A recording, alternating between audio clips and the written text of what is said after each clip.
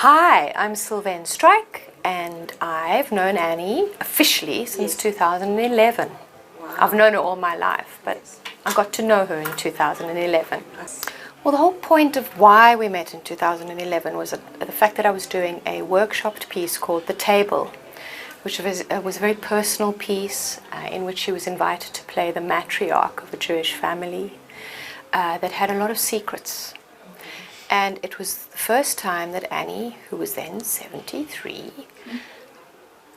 absolutely agreed to do a workshop piece. She was terrified, and she leapt in regardless. She was gung-ho. She did the warm-ups. She did the daily devising, the daily improvs, red nose improvs.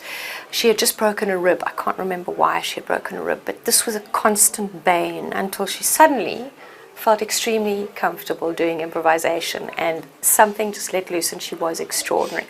Needless to say, we were premiering in Grahamstown. It was commissioned by Grahamstown. And my most glorious tale of Annie is her phoning me on her cell phone. We were all in res. We had been shipped into a res, as one does on the main. You go to the res, but for Annie, we had negotiated a B&B, comfort, and we had spoken, intensely about this and made sure she had everything she needed. And she phoned me in the dead of night going, "Darling, my eye drops are frozen. I don't know what to do." So this was the beginning of an amazing adventure in Grahamstown, which, bless her, who does Grahamstown at that age? Yeah. She went with it. It was one of the coldest years Grahamstown had experienced.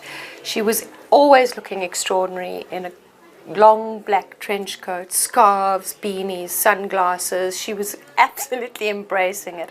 But it was as cold as that. Her eye drops for her contact lenses had frozen, and we had to come and help. So I remember driving over and thawing them in some water, and then she found an apple core behind her door in the Airbnb, and we had to complain.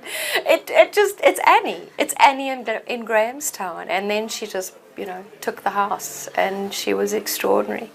And a lot of us were feeling sick at the time, and she just said, "That's nonsense. Dr. Spotlight will fix it all. Just keep going." Because as one does, yes, one is just deathly ill in Grahamstown, yes, and she just pulled through. And I think that's Annie. She is a force of nature. To see her this beautiful and energetic, and I mean, who else can pull off snakeskin and leather pants at this age? Who else? She's extraordinary. Annie, I was 36 when I did The Table with you, and I felt old until you walked into the room. And I wanted to just tell you how much I admire you and respect you, and what a legend you are. And I cannot wait for our next project. You know what it is. And I love you very much. And thank you for introducing me to your extraordinary son, Gary, and to Kathy, and for teaching me to never give up. Thanks, honey.